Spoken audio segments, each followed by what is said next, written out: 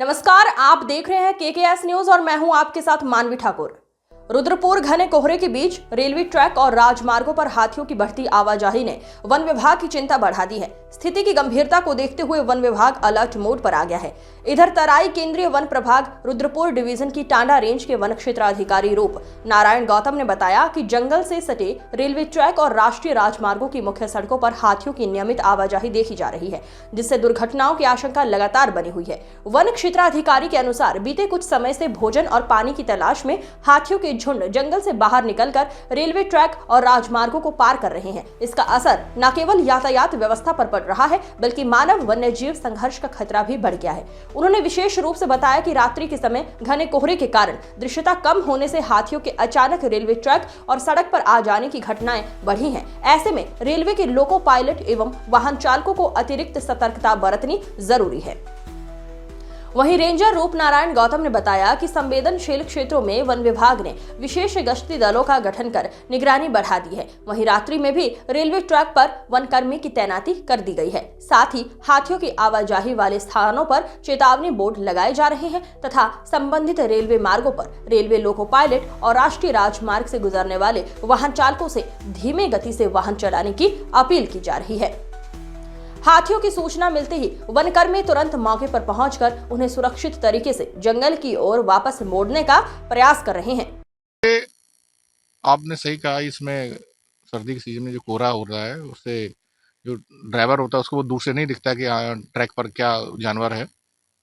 उसके लिए हमारे द्वारा एक टीम का गठन किया गया जो उस ट्रैक पर रहते हैं। अगर कोई एलिफेंट का मूवमेंट है तो वो उसको वहाँ से हटाते हैं।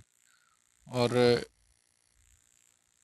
हाथी ट्रेन से दुर्घटना ना हो उसके लिए रेलवे विभाग को भी सचेत किया गया है कि अपनी गति पर नियंत्रण रखें, क्योंकि कोहरे का सीजन है। कोहरे में विजुअलिटी दूर तक नहीं होती है, इसलिए उनको भी बताया गया और वो भी सचेत है। फिर भी कोई दुर्घटना हो ऐसी संभावना नहीं दिखती।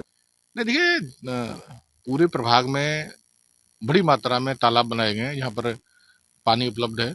गर्मी के सीजन तक पानी उपलब्ध रहता है। जहाँ पानी खत्म हो जाता है वहाँ टैंकरों द्वारा पानी डाला जाता है। ये पूरी कोशिश है कि वाइल्ड लाइफ जो है आबादी क्षेत्र में ना जाए, उसके खाने पीने रहने की सारी व्यवस्था। देखिए, आप हाथी की बात कर रहे हैं ना, हाथी की प्रेजेंस बहुत ज़्यादा है, उनकी आबादी भी लगातार बढ़ रही है। तो जाहिर तौर पर जब आबादी बढ़ेगी तो आबादी की तरफ जो जाएंगे वो, तो उसके लिए विभाग पूरी तरह सचेत है। और आप देख रहे हैं पूरी टांडा में तो ये समस्या कम है, लेकिन हल्द्वानी भाखड़ा में ये प्रॉब्लम है। तो वहाँ पर स्क्वाड बने हुए हैं हाथी के लिए। दो दो गाड़ियाँ पर रेंज में हैं, वो रात को हाथी प्रभावित क्षेत्र में गश्त करती हैं कि हाथी से फसल को और जान हानि को कोई नुकसान ना हो। अब ये तो समय समय पर चलता रहता है। हाथी से जहाँ पर नुकसान होता है, हाथी द्वारा नुकसान होता है, वहाँ पर सोलर फेंसिंग की व्यवस्था है और सुरक्षा खाई खोदी गई है, तो लगातार जारी रहता है। आम जनता से यही अपील है कि वो अपने जो नज़दीकी क्षेत्र हैं उनको जो सोलर फेंसिंग लगाई गई उसकी सुरक्षा में सहयोग करें। वही एक उपाय है कि जो फसल और जनहानि से बचाया जा सकता है। तो जो विभाग द्वारा सोलर फेंसिंग लगाई उसकी सुरक्षा करें और विभाग को सहयोग करें, और विभाग हर समय जनता के साथ है।